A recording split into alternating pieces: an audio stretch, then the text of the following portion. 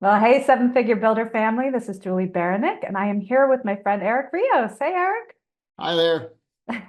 So tell me, where in the world are you? So I am in the St. Louis metro area, St. Louis, Missouri. We live in St. Charles, Missouri, 30 miles west of St. Louis.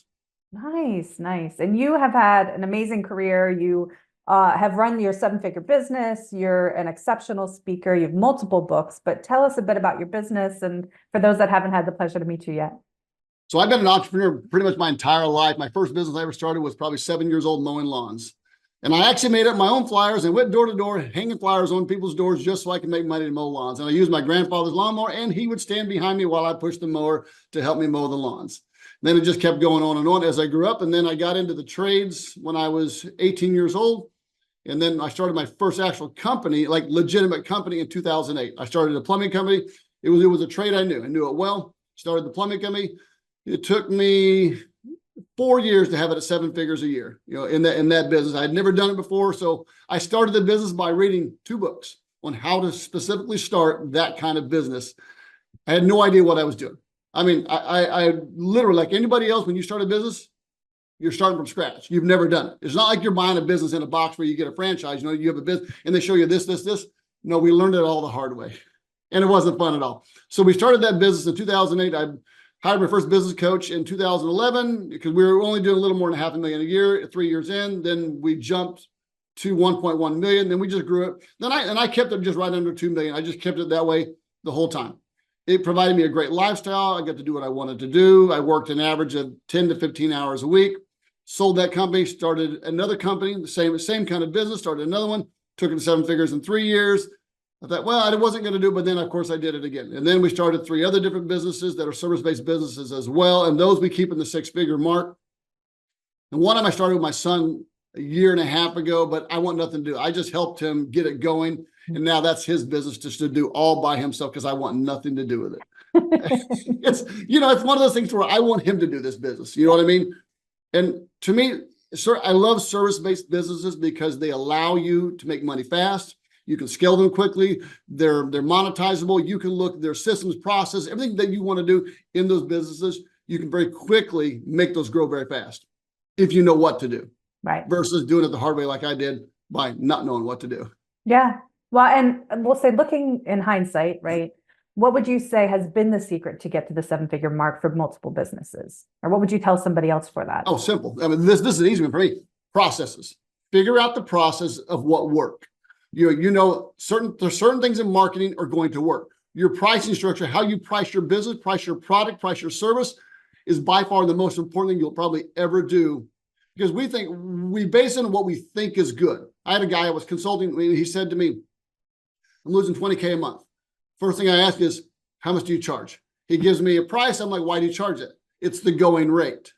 You can't charge a going rate because the going rate for you, for here is very different. But also your cost of doing business may be way out of whack compared to your going rate price that you're charging. So now in December of last year, he did $60,000 in net profit. Went from losing 20K to 60,000 in net profit in less than 6 months. That's a big change. So it's processes, it's systems, following the methods, following the systems, following the process, and also hiring someone who's done it before. Mm-hmm. The business coach that I hired had owned 27 companies. I learned a lot. In 3 days being with this guy, I learned more in 3 days than I did in 3 years. Yeah. So the key here is just learn the processes and systems and follow them on a daily basis and realize that if you're not following them, you're not going to know anything. And then measure and track everything that you do. You realize that, like in a service-based business, let's say you pay for leads, you miss 2 calls a day. You just lost $100 a day. If you didn't answer your phone twice, $100 a day, $24,000 a year based on, now let's say your average service ticket is $500 for each, like your service that you provide. Now you've just lost potentially $240,000 a year. But now we spread that out to a lifetime value of a client. That's huge. Now all of a sudden you've lost in the millions of dollars what you could have just by missing the phone twice. So when I talk about processes in place to make sure you maximize every single thing that you do in your business. How many places do you go to that you walk in and you say, hey, I'm here to look at this. And they're like, okay, just if you need something, just let me know. I'm like, dude, you just lost opportunity right there on the spot. Right. Someone calls your office. I had a guy say, look, I said, how did you answer your phone? He goes, this is George. I'm like, I just fired you on the spot. Yeah. I'm like, you want people to treat you like a real business? Because when you get to the 7-figure level, you have to treat it like it's a real business. Mhm. It's no more of this mom and pop crap. It's like, you're going to treat it like a business. You're going to measure and you're going to track every single thing that you do. Because if you don't do those things, I promise you one thing, you're never going to get very far. Yeah. You will plateau pretty quickly. Absolutely. And I completely agree with you. I'm a huge proponent of systems and automation just because that's where my brain is, that's where my background is and my expertise. But what do you see are the biggest gaps that people are missing in their businesses as far as those processes? They don't know what processes to put in place. That's the biggest gap, is that you don't know what you don't know. So I did a speech, 2 different speeches in the last 3 weeks. One was for a large eye care company and one was for a large automotive company. And each person had the exact same problem, is they had processes in place, but with these people, but they were not, the managers of those stores, different locations, were not following the proven methods and the processes. So the biggest problem we see and the biggest gap is a lack of implementation on doing the things you know you should be doing. If you don't implement, well, guess what? You're not going to go very far. For sure. You can have the best of everything in the world, but if you don't implement them on a consistent daily basis and measure and track what each one of those things are doing, you're not going to go far. So to me, the biggest thing is lack of implementation on those processes. But also, if you're an independent business, what happens a lot is you wing it as you go and you don't know what processes to put into place. Yeah. You don't know what you don't know. You don't know what you don't know. Right. Yeah, absolutely. And that comes back to what you're mentioning about partnering with somebody or having a coach or somebody that's experienced to help you see those gaps that you don't normally see and take that leap forward of, in your business to implement what you need. But how would you recommend for people to find that right fit? Like there's a million different coaches you can talk to and they could pull you in a million different directions, right? Oh, yeah. Because I've spent a lot of money on a lot of people, and I can tell you some are good. Mm-hmm. Some just should never do it at all. Mm-hmm. And then you have the one coach that says, well, coaching isn't about knowing things. It's just about they know this. We're going to bring it out. Well, great. Maybe that's the case. But in business, I want you to tell me what to do. Right. I didn't hire you to make me try to figure this shit out on my own. I want you to tell me, say, look, Eric, if we do this, this is what is going to work in your business. Right. So when I think of hiring any kind of coach, any kind of mentor, any kind of person who's going to help me in that business, I want to first of all make sure, have you ever actually owned your own business? I mean, and that is a big thing to me. And have you owned a business similar to the kind of business that I've owned? Right. Because everybody that I've ever hired as a business coach has owned their own business. But even some of those, they still didn't know how to understand your market, your personal market. Because you're in Maryland, I'm in St. Louis. We live in 2 very different markets. Right. You could take the exact same business. One can scale very quickly and one won't scale because of geographical issues. Mm-hmm. You only have so many people, so many things. So when you hire a business coach or a mentor, or like if I wanted to be a master podcaster, who do you think I'd call? I'd call you. You call me. You want to know why? Because you do this every single day. You're so good at what you do. I wouldn't call some guy who's done one podcast. Mm-hmm. I mean, it would be silly of me. So the biggest thing for me is make sure that they know for sure you've done a little research on them, that they've actually done what you want to do. Yeah. Yeah, absolutely. Because if you've only done it once, you've learned one lesson. If you've done it 1,000 times, right, you've got that expertise to fall back on and give your people that guidance that they need to really move the direction that they need to move. I can show you $1 million of mistakes is what I tell people. I'm like, I can show you so many dumb things that I did being in business. It's just like you go back to, you don't know what you know until you know more. Right. You just don't know. Sometimes you're winging it as you go as an independent business. And it makes it so challenging. So anybody I consult with, we teach them processes. We teach them, like, if this worked, write a process. If this worked, write a process. Right. Make sure you can duplicate this over and over and over for all your staff to follow. But you can't figure out a process unless you measure what you're actually doing. Absolutely. And I know a big part of what you do now is speaking engagements, right? Mm-hmm. And for those people that are interested in getting more speaking opportunities, like what value has that brought for you? And what would you share with somebody who wants to get into that? Learn, first of all, the skills of speaking is what I would say. We all think that we're good speakers, and you are pretty much good speakers one-on-one, but it's a different story when you're standing up in a crowd. I learned speaking going to Toastmasters. Mhm. I'm the fastest talker on the earth, I think. I swear to God, I am. My first speech I ever did at Toastmasters was to attorneys, corporate people, everybody under the sun. And it's a little intimidating because now you're actually speaking to a bunch of people you've never met, but it's a soft approach to learning. But my speech, when I was done, they do a review of your speech. They said, Eric, what you just did in 6 minutes, most people would have taken 12 minutes to do. I'm like, no, I'm just this fast. I'm just this good. But the point is I had to, first of all, learn the skills of speaking. Right. I have spent, I would say probably 40 to 50,000 just on learning these skills of speaking by going to some of the best people in the world, and just learning from them, from John Maxwell, Steve Siebold. I mean, and the list can just go on from, and if you look behind me, what do I have? I have books. I have over 1,100 books just in this office right here in my office. I'm an avid book reader. So when I look at someone who's wanting to get into this, first of all, make sure you have value to give. Make sure you understand how to give the value. And then find those people who are looking for what you want to do. And the quickest way is to get on Juli Baranik's podcast if you really want to get booked to speak. And I'm just saying, come on now. Yeah, absolutely. I know podcasting is amazing for connecting with people, building those relationships, and getting more visibility. So yes, I agree 100%. But I think if I can break that down to one thing, I think the biggest challenge also is finding speaking gigs. You're brand new in business, is to get a good speaker profile, but also talk about what you actually like. Don't try to be somebody else. Don't try to mimic somebody else. Be yourself. I mean, I tried at first to try to be a different person. Then I was at this event in Atlanta, and they're like, dude, don't do that. Why are you even doing that? And I'm like, because I'm trying to match somebody else. They're successful. You're trying to be like them. Otherwise, this is what you see with me is what you get every day. It doesn't change no matter where you go. I'm the exact same person.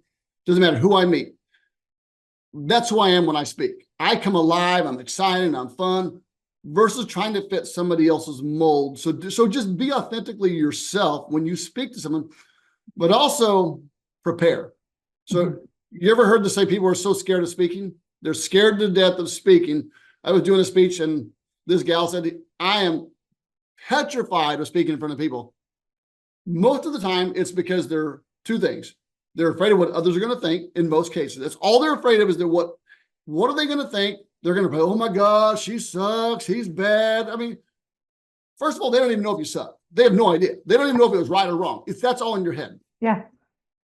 And that's a big thing for you is stop being afraid of what other people are going to think. But also, secondly, the number one reason people are afraid is because they've never really prepared for the speech.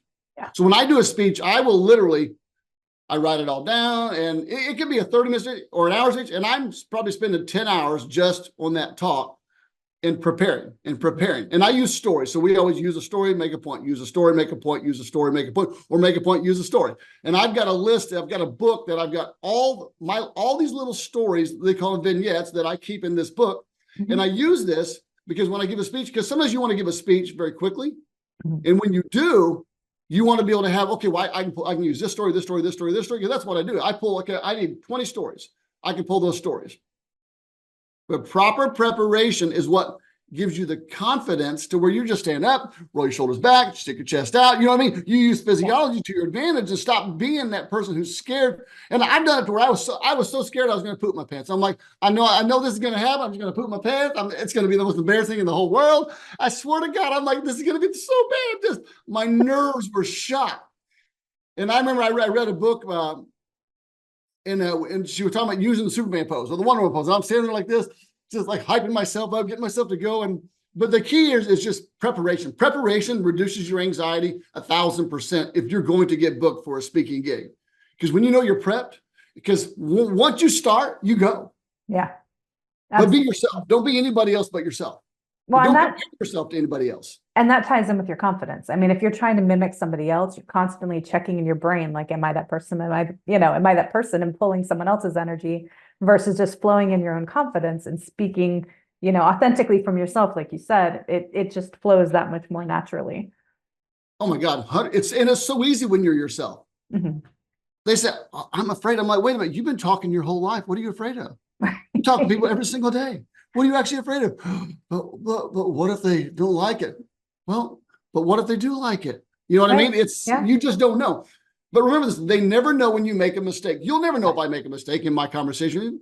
Only I'm going to know. What I learned is if you make a mistake, it's okay. Just keep going. But you say, what if I forget? Well, what if you forget? Have a little notepad. You just pull it out of your pocket, and just look at the notepad real fast. And don't be afraid, because, most people are afraid of doing something different. Well, what if I didn't memorize it? Well, what if you didn't memorize it? That's okay. You're a human being, and realize that they don't care at all. All they care about is the value you bring, even if you have to look at a piece of paper off and on. Now, I never say read. Don't read a speech. Right, of course. At that point, oh my God, you've just killed me. And have some excitement when you're going to do it. You know what I mean? I did a workshop for a group of nursing home administrators.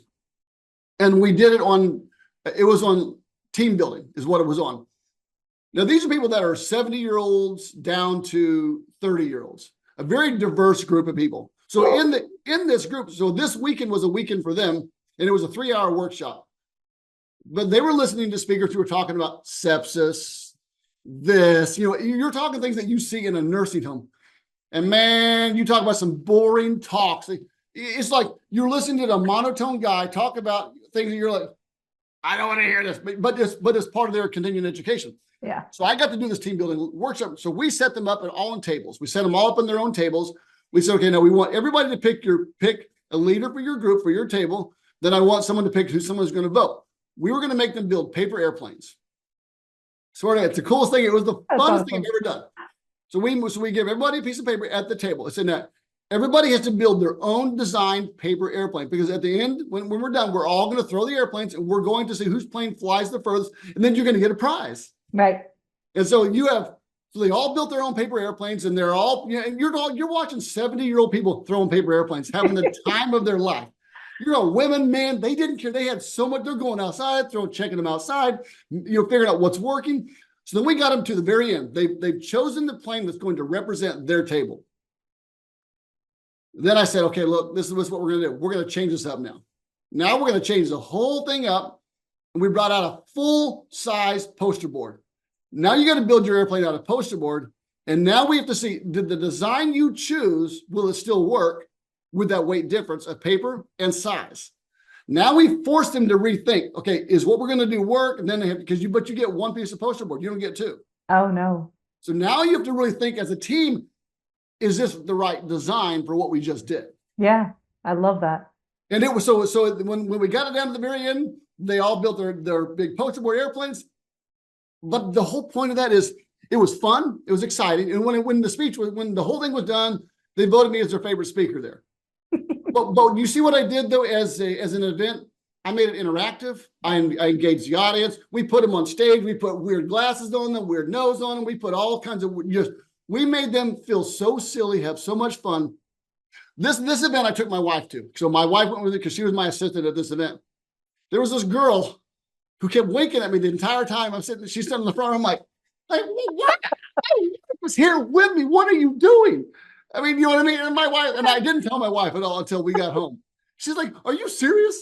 Oh my goodness. But the whole idea is make it fun, make it interactive. If you're going to do a speech, don't just be a monotone person and read stuff. Do it where it's going to be so much fun for the audience, and make it about them, not about yourself.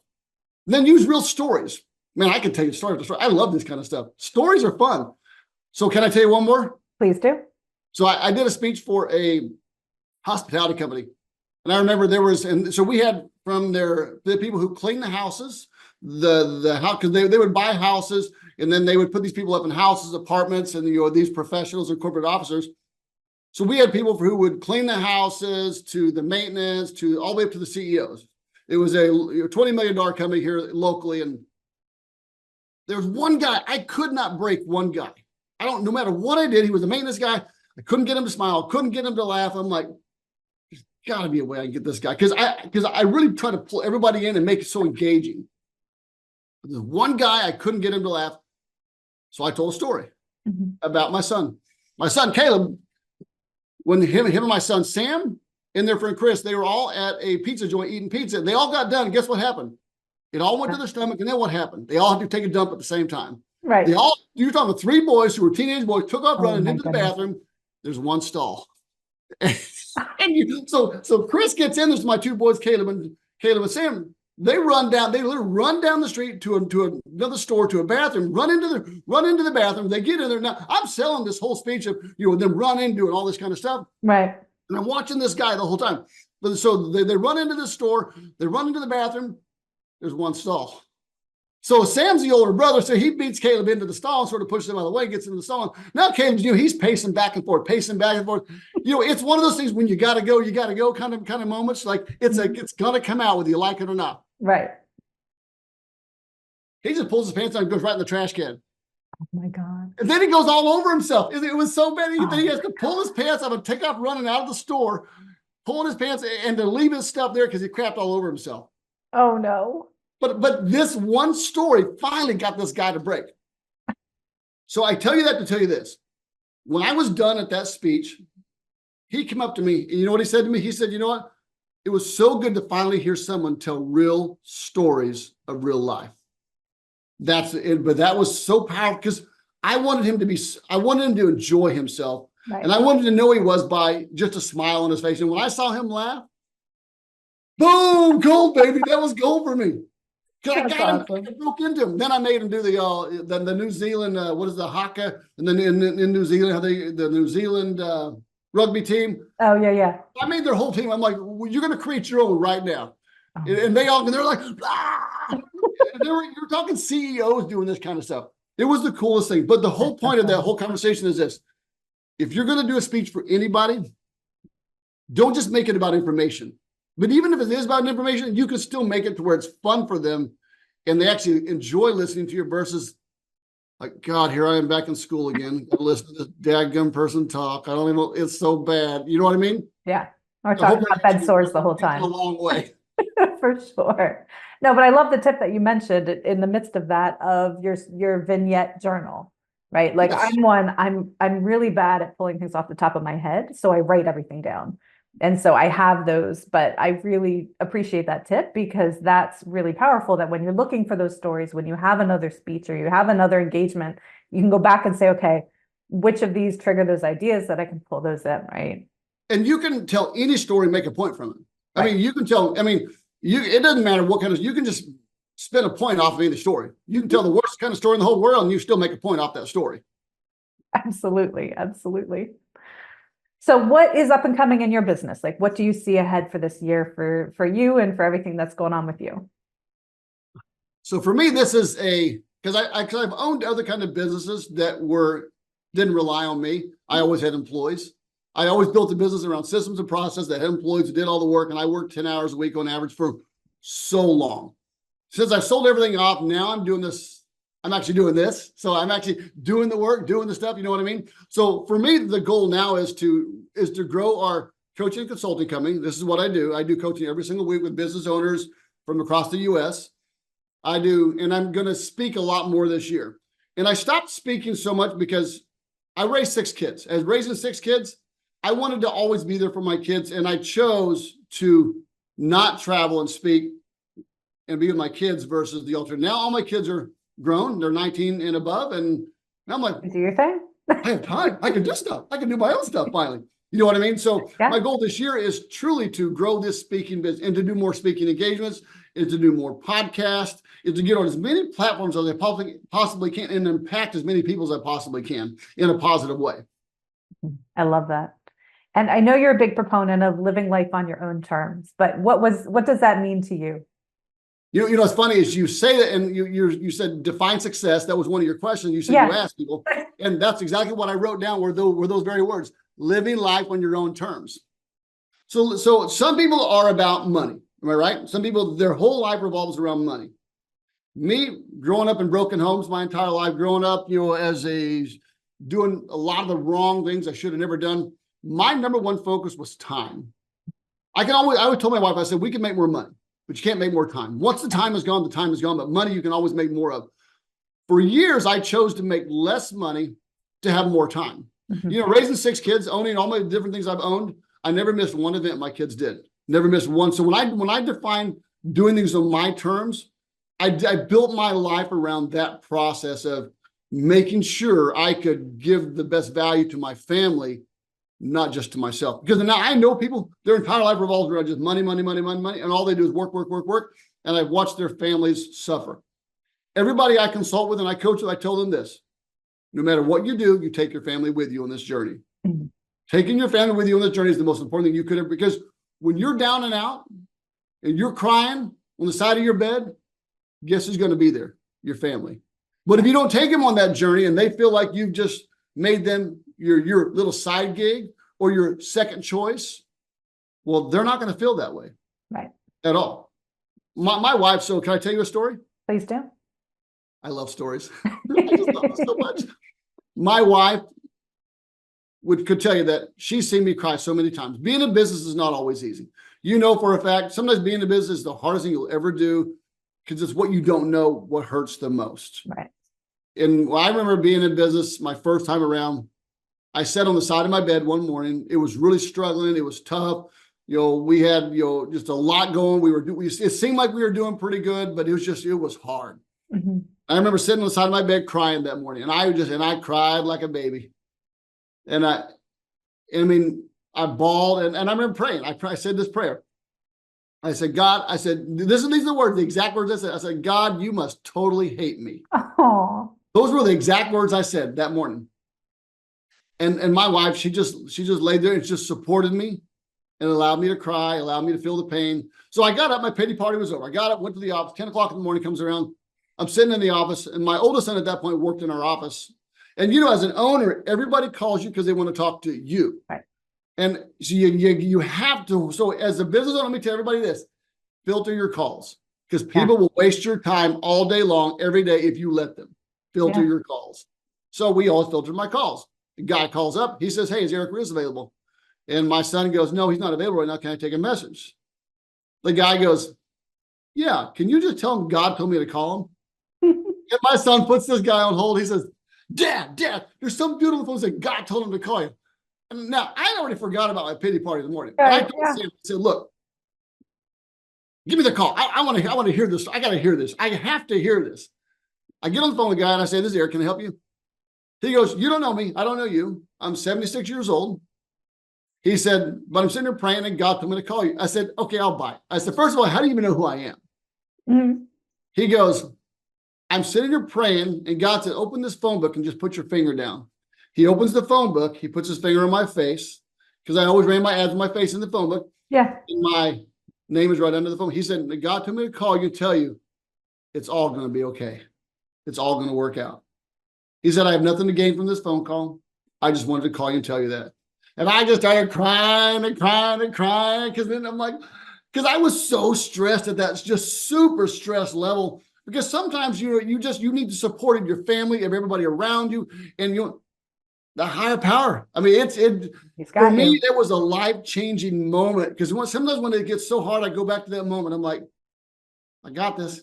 I got this. It's going to work. It's going to work. It's going to work. You know what I mean? Yeah. That's so powerful. But it really just blew me away. And I wrote that guy's name down, and I carried it in my wallet for years. And I never met the guy, don't know who he is, and I didn't care. I mean, but the point is, it was weird, but it was surreal. Just considering I was praying that morning, "God, you must totally hate me." And then the guy says, "God told me to call you, it's all going to be okay." I'm like, well, that's pretty interesting. It's like your everyday kind of event there. You know what I mean? He got your attention. I got someone's attention. Absolutely. Well, and the other part with that is, with what you do, you now can share that with so many people. You're sharing that here with everybody listening. Like, you have such a bigger impact than just that one moment, just that one phone call, which is really cool. Yes. Oh my God. 1,000%. And just the whole goal in life is to share who you are, especially if you've done good things in life, and then just help people become better. Absolutely. Absolutely. And on that, actually, if you had the attention of the whole world for 5 minutes, what would you tell them? Yes, I love this part. This is the best part in the whole world. What would I tell them? So what would I tell them is really important. I think if you're the attention of the whole world in front of you right now, I would tell them this: nothing gets better until you get better. Mm-hmm. You want a better marriage? Become a better husband. You want to have a better business? Become a better business owner. Nothing gets better until you actually get better yourself. It always starts with you. You can't make excuses. You can't blame anybody else. You have to look in that mirror, look at yourself and say, I am the cause of my problems. If I don't like, because I wrote a book called The Secret to Marriage. And I tell guys this all the time. I'm like, if you don't like the reactions you get from your wife, change the actions you give. Every action has a reaction. And remember this one thing. If I could ever tell you one thing, nothing is better until you get better, but also this is not a practice life. This is the only life we know we get. So make the most of this one thing that you know without a shadow of a doubt that you get, which is this real life. It's a choice. Every day is a choice. You get to wake up. I told guys all the time, like, what if you woke up every day and you live by this one principle? What can I do today to make my life better today than it was yesterday? And you live by that principle every single day. That changes your life. It changes your family's life. It changes the whole dynamic of who you are. And I could go into a whole other story about marriage and all this other stuff, but I won't. I mean, because it's like, because I failed in that. But the point is nothing gets better until you get better. And me, I had to learn to get better first. Otherwise, my life could have never been better. It always starts with you when you look in that mirror. And that's really the only thing you have control of, right? Is your actions, your behavior, your attitude, your responses, and that's how it impacts other people. So I absolutely love that. It's 100%. When you take responsibility for who you are and you own it, I always say, look, if your wife's pissed off at you and she comes to you and she says this to you, this to you, this to you, just say these words. You know, you're right. I'm sorry. I'm wrong. I apologize.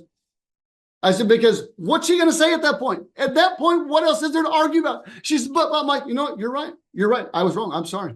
And when you own that shit right there in the moment, you kill it and you can move on.